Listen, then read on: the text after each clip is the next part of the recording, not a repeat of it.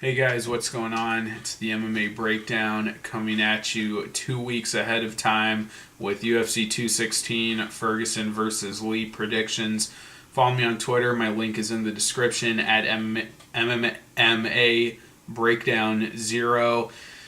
After the last event, Fight Night St. Preux versus Okami, I broke the top 500 again on UFC Fantasy, currently at 480 for the year, which I'm happy about. Unfortunately, I lost money on the event because I made the fatal error of betting on St. Preux by TKO instead of inside the distance, which was my original intention, but the odds were a lot more favorable betting on him by TKO, and that's really how I thought it was going to go down. But even when I was making the bet, I thought it felt a little risky. It felt like not quite the right thing to do. But when you see those favorable odds, you start to artificially increase the probability of that outcome happening in your head to justify making the bet. And I guess that's what happened, but even though it's very disappointing, it's a good lesson learned. I'm collecting data and gathering information, and I feel that I'm pretty close to turning this ship around. But anyways, let's do this thing for UFC 216. All right, at flyweight, Matt Schnell versus Marco Beltran. I like Schnell here. I feel like we still don't really know much about his game, or how he fights, going the distance, going into later rounds, because all of his fights have been pretty quick. Both his wins and losses, although the only win of his that I've seen was the one on Tough, I believe, against Matt Rizzo, where he won by submission in the second round, then lost to Tim Elliott by first round submission, and has lost his two UFC fights by brutal knockouts in the first round. But in this matchup, I still think Schnell is the proven submission finisher on the feet. I think he has more structure to his striking. It's nothing fancy, but he is scrappy. And Beltran, his game is still just really unrefined, no structure to any of it. And at times that's been able to work for him. He can make some weird stuff happen, like beating Reginaldo Vieira, or he hurt him with the up kick and submitted him off of that. And even against Joe Soto, started to slash him up with elbows from 50-50 guard. So, he's a weird guy, and he can have some weird success in some positions. But I feel like he's going to try to tangle with Schnell, and ultimately what we saw in that Soto fight was him getting submitted, and with Schnell being the more proven submission finisher, I think that's just a bad matchup, bad game plan for Beltran. If it stays on the feet, I think Beltran has a better chance, but he doesn't have the kind of power, at least we haven't seen it, that Sandoval or Font did to make Schnell pay. And Schnell, I think, is more aggressive, more assertive, with a more controlled striking game. So I like Schnell here by submission. Not a lock, not something I'd bet big on, but I think I might include this one in a parlay where I would risk a very minimal amount, and I'll go over my bets as I make these predictions. I do think there are some bets to be made here.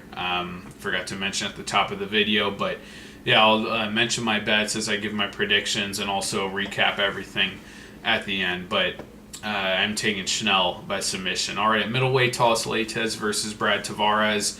I like Tavares here, and there are a few odds out already for the main card. but not for the prelims. I feel like Tavares is going to be an underdog here, which may be something to take advantage of.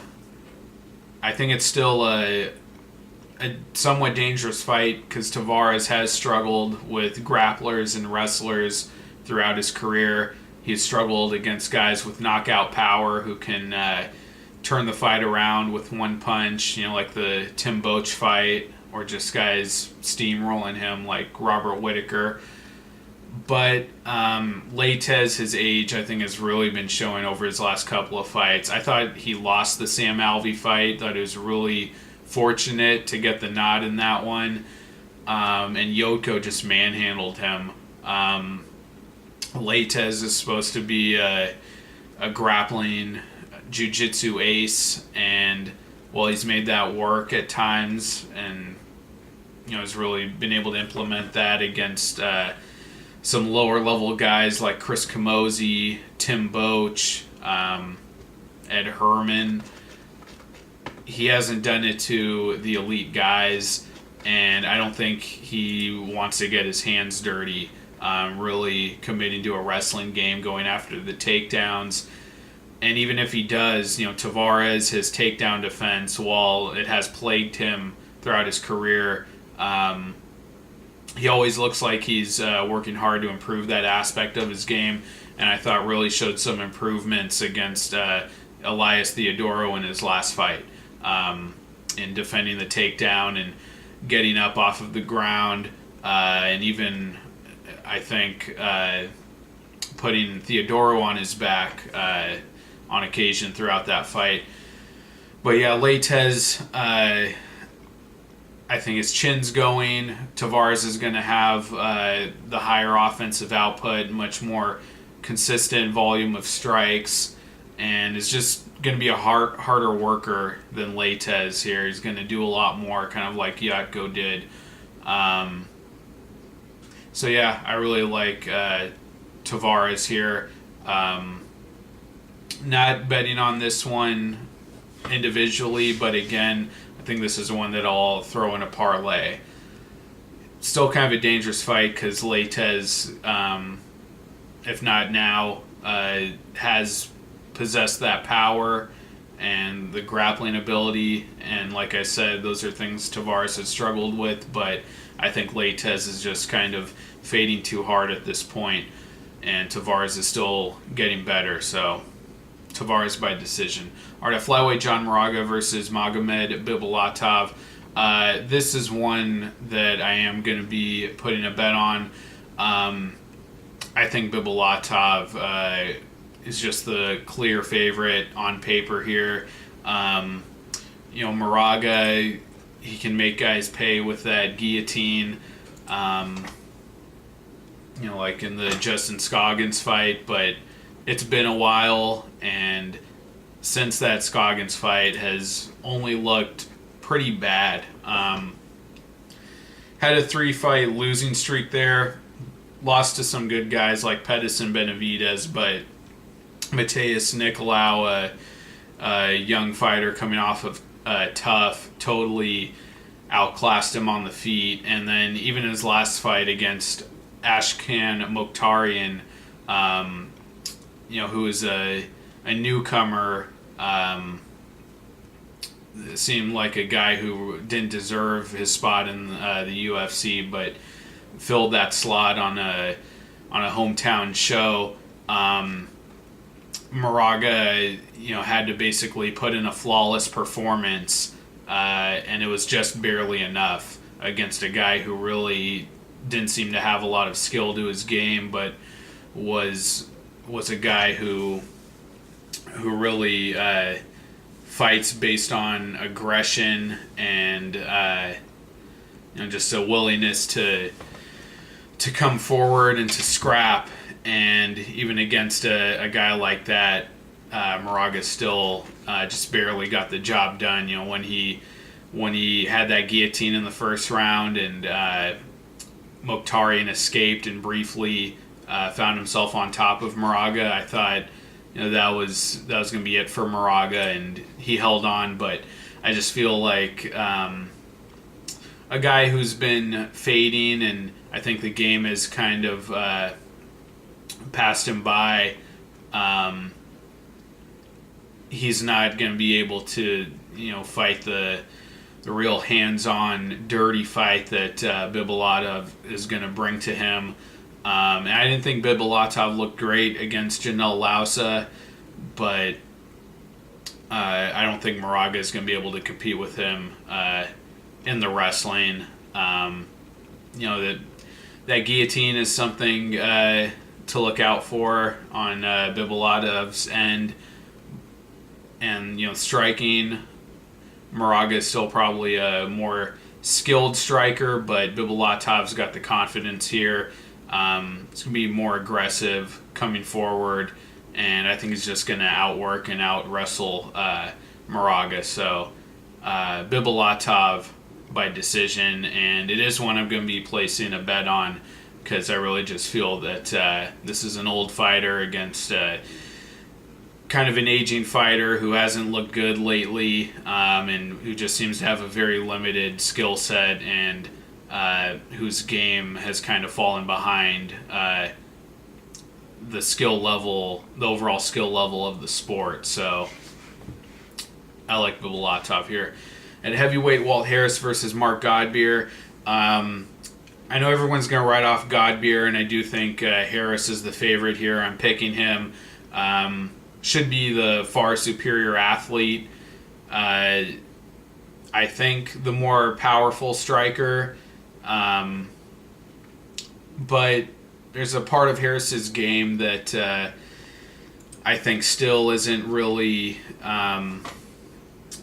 not solid enough, not well-rounded enough to really win rounds and really put in a solid performance over 3 rounds. He lost that decision against Shamil Abdurakhimov, where he was competitive but got outboxed and lost the decision. And his wins since then against Sherman and Asker have been these really impressive early knockouts where he really makes use of his athleticism, his explosiveness. But Godbeer, I think, kind of has the better game should this fight, go into the later rounds. I think Godbeer, might be able to beat Harris on volume, on boxing technique. But Harris, being the athlete that he is, having the kind of power that he does, I think he will catch Godbeer at some point. So I'm going to take Harris. Also the first round submission loss to Justin Ledet, getting taken down that easily and submitted, makes me think that Harris could take that route here as well. Could take Godbeer down and pound him out like he did to Asker. So I like Harris. I just wouldn't call it a lock. And again, not one I'm looking to bet on as a single bet, but one I would throw in a parlay. All right, women's strawweight, Pearl Gonzalez versus Poliana Botelho. And I'm taking Botelho here. Hasn't fought since 2015, late 2015. But in the couple of fights of hers that I was able to research, she looks like she's aggressive. She really walks her opponents down. And she's a fairly sharp striker with some pretty good power. And Gonzalez, I think, just won't be able to hang with that on the feet. Cynthia Calvillo, who's not a power puncher at all, but, is a really active, high-volume, come-forward striker, was really able to put it on Gonzalez. Not that she hurt her on the feet, but really outpointed her and really dictated the pace in that fight. And, you replace Calvillo with an opponent who's really powerful, really sharp, and I think even a faster striker than Calvillo. I think it's just a bad matchup for Gonzalez. Being that aggressive, Gonzalez may have the opportunity to take her down. I think that's where she wants this fight.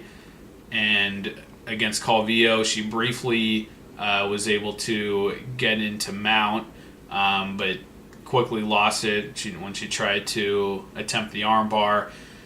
But yeah, I just don't see that really happening here. I think there's too much of a discrepancy in the striking ability, and I have to take Botelho by TKO. And I suspect she'll be an underdog here, at least open as one, mostly because of Gonzalez's looks and the affinity that fans have for her. But if Botelho does open as an underdog and a sizable one, that might be one that I would place a single bet on. But I don't like to bet on debuting fighters, but researching her for this fight, I do feel that this is kind of a clear pick here. So I'm probably going to throw this in a parlay and maybe make a single bet if she opens as a big underdog. All right, a lightweight Bobby Green versus Lando Vannata. This is probably my most confident pick of the card.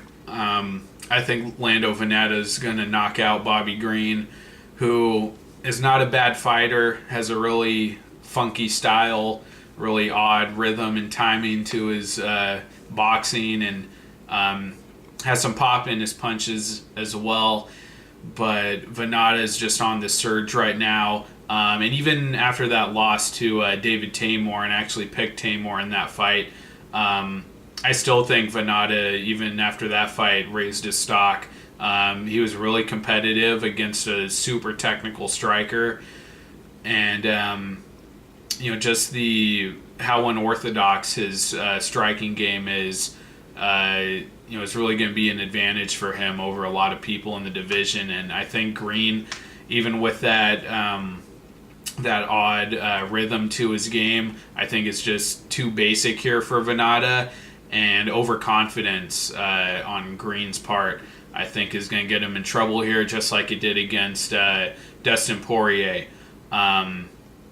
Against Poirier, Green really tried to slug it out with him, ended up getting face planted, and Vannata's got a lot more skill and craft, technique to his striking than Poirier. So I'm going with Vannata.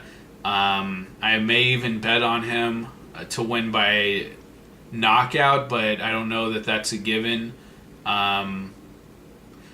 But certainly just making a straight pick on Vannata to win is something I'm really looking to do here, because Green hasn't been active. He's got all those really tragic personal issues outside of the cage, but he hasn't been active, coming off of a brutal KO loss, and Vannata just looks like a really hot, strong prospect who's improving. So I think it's kind of a clear-cut win for Vannata here. So, yeah. All right, a lightweight Will Brooks versus Nick Lentz. This is an interesting one. Will Brooks obviously has been pretty unsuccessful, pretty tragically so, since coming over to the UFC from Strikeforce. Physically, he's really been outmatched in his couple of fights against Cowboy Oliveira and Charles Oliveira, and that might be the only thing Lentz has going for him in this fight, is the size. But Lentz is a guy who's fought a lot of his UFC career at featherweight, so I can't say that with certainty. I have to see them how they stack up physically at the face-offs. But Lentz may be the physically stronger guy, and being a really dogged wrestler, he may be able to take Brooks down, get enough control time to steal a decision. But really, I think Lentz, his game is kind of failing him at this point. I mean, he fought a grappling specialist in his last fight against Makhachev, So I won't knock him too much for that. But really, I just have never really been impressed with Lentz. You look at his record here, and you really have to struggle to tell me who his biggest win is against. Who his biggest win is against? Manny Gamburian, Danny Castillo. It's just these kind of irrelevant names, and he's shown up against better competition, like especially the Charles Oliveira rematch. But he's a boxer wrestler, and that's about it. Will Brooks, a little more of a dynamic fighter. And I think that's going to be the difference here. It's going to be controlling range better than Lentz. I think a better scrambler on the ground. Maybe able to take the back. We saw that against Cowboy Oliveira. He took his back standing. So yeah, I'm going to take Will Brooks by decision, but just because of how bad he's looked since coming over from Strikeforce, it's not a pick I'm confident in, and it's not something I would bet on even in a parlay. So I'm going to stay away from this one, but I like Will Brooks. All right, at featherweight, Tom Duquesnoy versus Cody Stamman. This is a great matchup. I think it's really compelling. Duquesnoy obviously should have the striking advantage here. Looks like a really crafty, creative striker. Uses those French elbows in his striking game. But Stamman, while he's kind of your prototypical boxer wrestler, he looks like a pretty dominant wrestler. Has a pretty powerful shot that you don't see much more in MMA. Really had no trouble repeatedly taking down Terrion Ware in his debut, and in one of his regional fights that I researched for his debut, I noticed that as well. Really has an explosive blast double and is just able to run that on guys over and over throughout a fight. And I just don't know if Duquesnoy's faced any kind of wrestler like that. From the couple of fights of his that I researched for his debut, none of them, as I remember, were really grappling or wrestling heavy performances. Yeah, I probably have to go with Duquesnoy here. I think Stamman will probably put him on his back. But I don't know against a guy as crafty as Duquesnoy if Stamman can keep that up for 3 rounds. And actually, in one of Stamman's fights that I do remember, it was against Farkhad Sharapov, which was in March of 2016. It went the distance, and in that 3rd round, Sharapov started to come on strong and was controlling the distance, walking down Stamman and really connecting on him with straight, long punches. So seeing a performance like that where Stamman kind of started to fade a little bit in the 3rd round, started to get picked off a little bit from range, that kind of makes me feel like he won't be able to just out-wrestle Duquesnoy for 3 rounds. So I want to take Stamman because I really like his wrestling ability, and against a guy who is an unproven wrestler or whose takedown defense is untested, that looks tempting. But yeah, Duquesnoy looked really impressive against Patrick Williams. I was also impressed with his pre-UFC fights when I researched those for his debut. And yeah, it's just going to be a lot more creative, I think, so with his striking, obviously. So yeah, I have to take Duquesnoy by TKO. All right, the main card, at lightweight, Beneil Dariush versus Evan Dunham. This is another fight that I think is worth betting on. On paper, Dariush should pretty much run over Dunham, and if he doesn't finish him, at least win a decision. But thinking about it more, I think it's not so one-sided as that. Dariush, he will be, he'll have a much more composed technical striking game than Dunham, where he really looks to pick his shots, pick his openings, whereas Dunham is just kind of, he'll throw everything at his opponent all the time and really just look to keep a high pace and high volume, and really has a basic striking arsenal. And Dariush, I think, should also have the power advantage.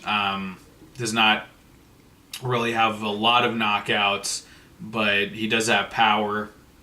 We saw that in the James Vick fight. But Dariush, I don't know that he does very well in a dogfight. When fights go the distance, or when he has an opponent that just won't go away and will be there till the end and get their chance to put it on him. Was winning the fight against Barboza, got knocked out. Was winning against Chiesa, got submitted. The fight against Michael Johnson, I thought Dariush won the third round. First two rounds, just looked like a novice on the feet and had no chance of hitting a takedown. So a guy like Dunham, who's super tough and is pretty hard to hurt, while unathletic and at times can look uncoordinated, and just got run over by guys like Barboza and Donald Cerrone. He's still been a really hard guy to hurt. So Dariush may not be able to knock him out. And on the ground, Dariush still, I would feel is the much more skilled grappler, but we saw guys like Chiesa take him out pretty easily. And Dunham he's a scrappy grappler as well. He's got strong back control. I don't know if his wrestling game is good enough to really get Dariush down. So yeah, I like Dariush here. I just don't know if it's a lock. I do think on the feet though that Dariush just has too much skill and is going to be looking to capitalize on openings, and Dunham's just going to be too basic and a little too aggressive to his detriment. So yeah, I like Dariush, but he hasn't been able to really maintain a winning streak in the UFC, and Dunham's always a tough customer. You can't count the guy out ever, really. And I don't know, I just have this kind of a little bit of trepidation here. I feel like if Dariush is kind of starting to hit that downslide, Dunham might be able to steal a win here. But yeah, I have to go with Dariush. Just on the feet, I think too much of a difference in ability, and Dariush can at least land the bigger shots to win a decision. So that's my pick. I will be placing a single bet on this fight. Not a huge one, but I think Dariush is worth betting on. All right, at women's flyweight, Paige Vanzant versus Jessica Eye. I don't have much to say about this. Vanzant is kind of becoming the new Sage Northcutt. And Jessica Eye, even though she's been on a downslide here, she's at least been fighting high-level women like Sarah McMahon, Juliana Pena, Misha Tate. Those are big names. Even Betch Kahea and Vanzant has not. So, and on top of that, Vanzant looks like she doesn't have much of an MMA game really at all, and is really opting for this more dynamic style where she's just looking for kind of highlight reel stuff. And in that Beck Rawlings fight, it looked like she was just kind of floundering out there. I don't know what she was doing for that first round until she landed the switch kick. And other than that, Nami Yunus destroyed her. Watterson destroyed her. I'm not high at all on Vanzant anymore, and she's been doing her other stuff, kind of going the Rousey celebrity route. And I think is really hungry, probably to pick up a win here after a 4-fight losing streak. Dropping a weight class, I think she'll find some new motivation in that.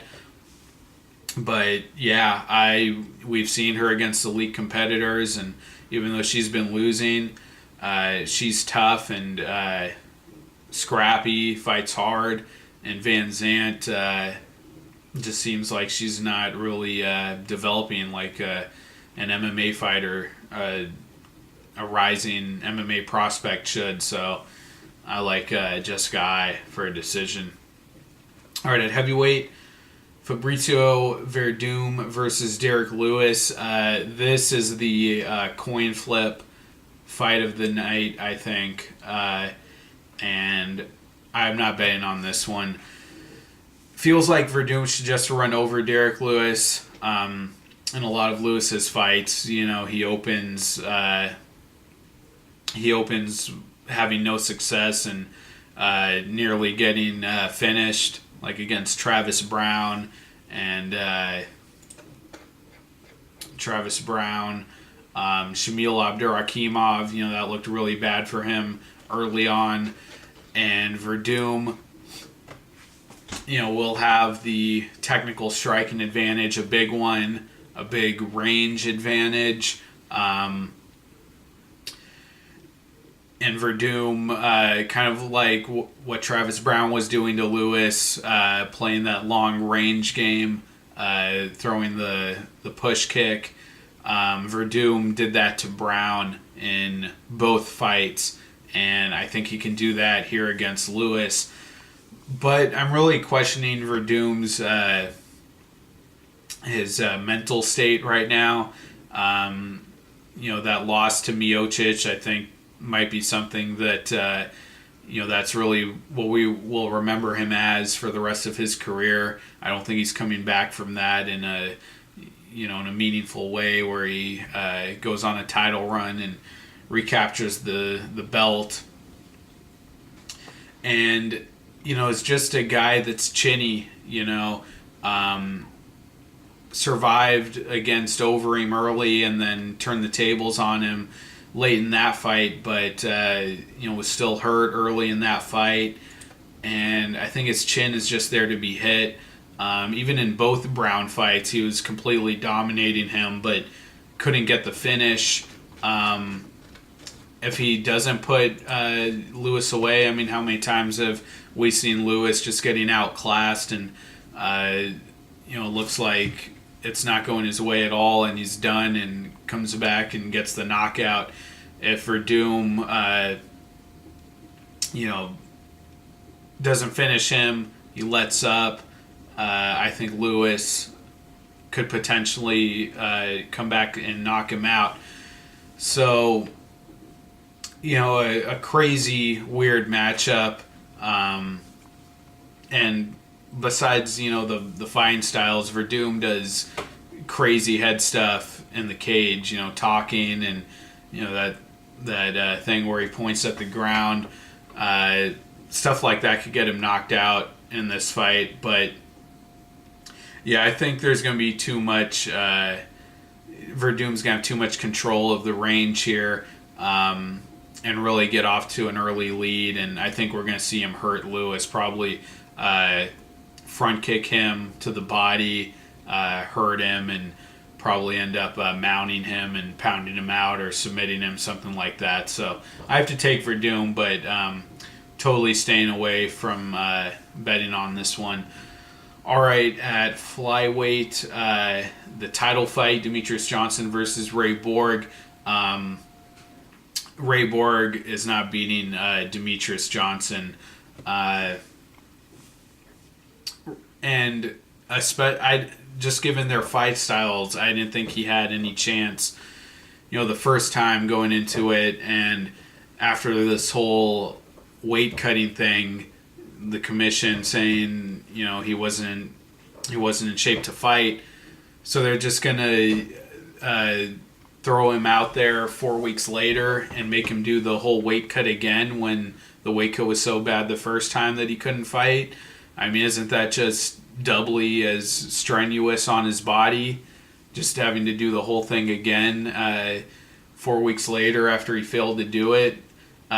To me, it just seems like a disaster scenario for Ray Borg.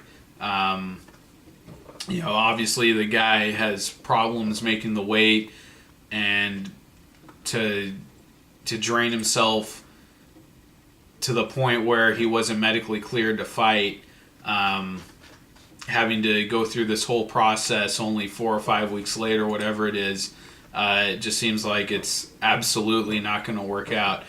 But as far as they match up, Borg is a boxer wrestler. He's super tough and a relentless wrestler, can keep a really high pace.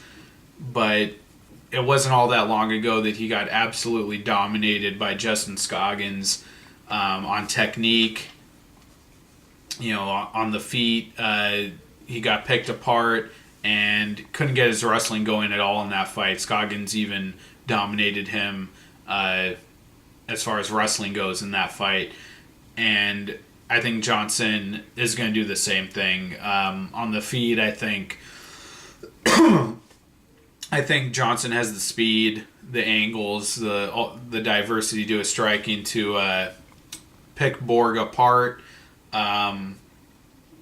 Borg maybe has a pure wrestling advantage, a strength advantage, but just the completeness of Johnson's game, the seamless transitioning between his striking and wrestling, I think will allow for him to take Borg down. And I mean, how many times have we seen Johnson just run through guys that that the people who love to pick the upset picked in those matchups? People were saying Wilson Heiss was going to beat Demetrius Johnson. I mean, that was ridiculous. Johnson destroyed him. Even the Henry Cejudo fight, which was probably the opponent most likely to beat him, totally destroyed him. Borg's good, and he may give Johnson, another tough fight like Elliott did. Kind of a surprise tough fight you don't see coming, but it's pretty much just wrestling and boxing with Ray Borg, and he just barely edged Jussier Formiga in their fight, and that's just not enough to then go in and beat Demetrius Johnson. So I really like Demetrius Johnson. I would tell you to bet the house on him, but not at these odds, of course. The odds are way too unfavorable. But I will definitely be throwing Johnson into a parlay here, which I still have to share with you. But yeah, I don't see it happening. I mean, I'll be shocked if Borg wins, and I respect him as a fighter. He's really tough, a really strong wrestler and grappler, but I just see his game is too limited to beat Johnson, and even if he does hit a takedown, have some success, to keep that up for 5 rounds, I think is just out of the realm of possibility. So Demetrius Johnson all the way. Finish or decision, I don't know. I mean, that's always kind of a coin flip with Johnson. I'll say probably decision for this one, but you look at that Scoggins fight, and he really dominated and hurt Borg in that fight, and I think there's a chance there that Johnson could get a late finish, but I don't know about that, but definitely taking Johnson. All right, and then the main event, interim title, lightweight Tony Ferguson versus Kevin Lee. This is a great fight, and I know everyone's saying Ferguson is the clear favorite here. Everyone's going to be writing off Lee, and I agree that Ferguson should be the favorite, and I am picking Ferguson, but I think it's a really competitive fight, and Lee's got a real chance to win this.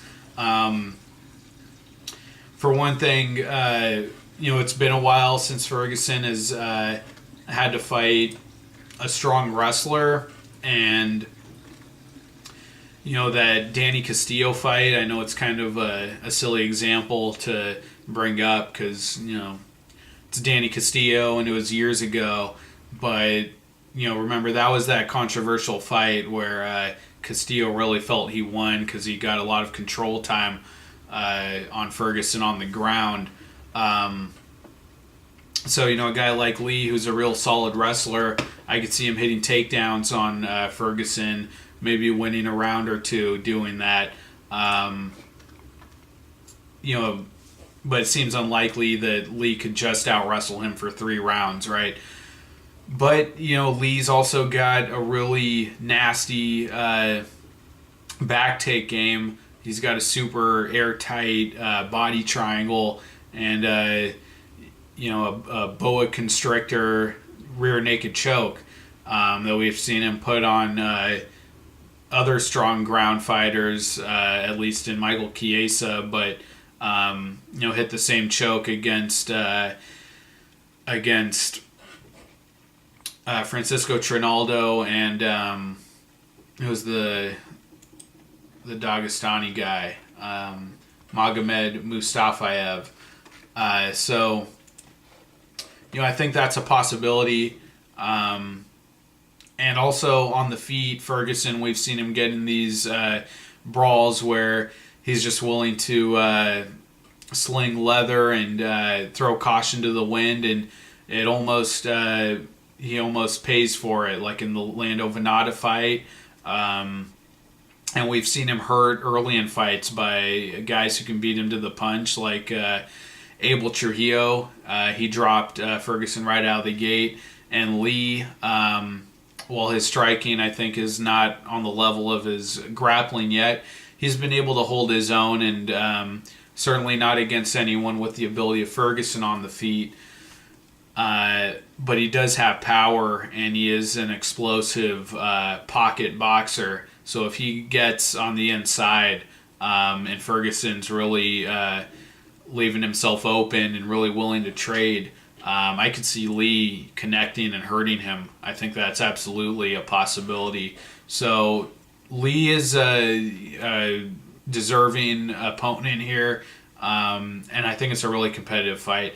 But I have to pick Ferguson because of the striking, and not only the striking, but Lee, the guys he's beaten, not guys on the level of Ferguson. And to go 5 rounds against a guy who can really offer a lot in terms of attacking with submissions and really offering an unorthodox striking game, cutting a lot of angles, and maybe even attempting takedowns himself. I think that's just a lot of stuff that Lee hasn't seen before and hasn't had to fight through. And the pace of Ferguson and Lee still being a guy who can get hit, who can have opponents dictate the pace on him. Trinaldo, even Mustafayev, and even Chiesa, took him down from the opening bell in that fight. He is there to be hit, and of course there's that Leonardo Santos performance that's kind of a black eye on his record. He's there to be hit, and his striking has been good enough to get by those opponents, but against a guy like Ferguson, I don't know that it's at that level. Certainly has the chance to knock him out, in a brawl, but I think Ferguson just uses too many angles and is too diverse with his striking. Keeps too high a pace for Lee to really withstand that for 5 rounds. So I see a late finish for Ferguson here. I think he just kind of breaks Lee down over rounds, and eventually just kind of hurts him late after Lee's taken a few too many shots. So I'm taking Ferguson probably by 4th round finish. I think either a TKO or submission are equally possible. But yeah, I am taking Ferguson, but this is not one I would bet on because I really do think Lee really has some advantages with the wrestling and with the pocket boxing that I mentioned. So competitive fight, I would not put a whole lot on either guy here, especially not Ferguson if you're just kind of riding off Lee, because I think he is a dangerous opponent. So those are my predictions, and now to share with you guys the actual bets that I'm going to be making that I've been teasing throughout this video. So my main bets, Lando Vannata, I think that's the one where I would go the heaviest. The one I like second most after that is Bibulatov. And then a third one that I like but wouldn't put too big of an amount on is Dariush. And I'm not looking to parlay these guys because my parlays have just not been working out. And like I mentioned in my previous video, I don't think really looking to make your money by risking a lot on a parlay is really the way to go. Even if you're confident enough to bet individually on 3 fights, which is what I'm doing here, I think it's still been more beneficial to do that than parlaying the 3, because if you parlay them, you lose everything. If you bet individually, even if you lose, you can at least still break even. If you win one fight, lose the other, depending on the amounts you win and bet, but you can break even if you bet individually on 3 fights and you lose 2 of them, whereas with a parlay you would just lose everything and be down. So those are the single bets I'm looking to make. And for parlays, I think you could do a clean sweep on the Fight Pass prelims with Schnell, Tavares, Bibulatov, Walt Harris. Probably going to throw Botelho in there, and that's also a single bet I might make depending on the odds, how big of an underdog she opens as. And of course, I would throw Demetrius Johnson and Dariush and Vannata in that parlay as well. So that's, I believe, if I can do the correct addition here, 1, 2, 3. That looks like an 8-fighter parlay. And again, I would just do a minimal bet, super low risk, but you're definitely going to get the odds stacking up in your favor there for a really high payoff. And if you wanted to, shed some fat off of that, I think that would be even better. I might take Schnell and maybe Tavares off of that, but yeah, I think a parlay of Schnell, Tavares, Bibulatov, Harris, Botelho, Vannata, and Johnson, and Dariush. I think that could work out, and it's definitely something I would be okay with throwing just a couple bucks on to get a high return. So yeah, those are the bets I'm looking to make, but those are my predictions. Thank you guys for watching. Follow me on Twitter. My link is in the description at MMA Breakdown 0. And I will be back at some point, hopefully in the near future, with predictions for Fight Night Cerrone versus Till. Thank you guys. Take care. I'll see you next time. Bye.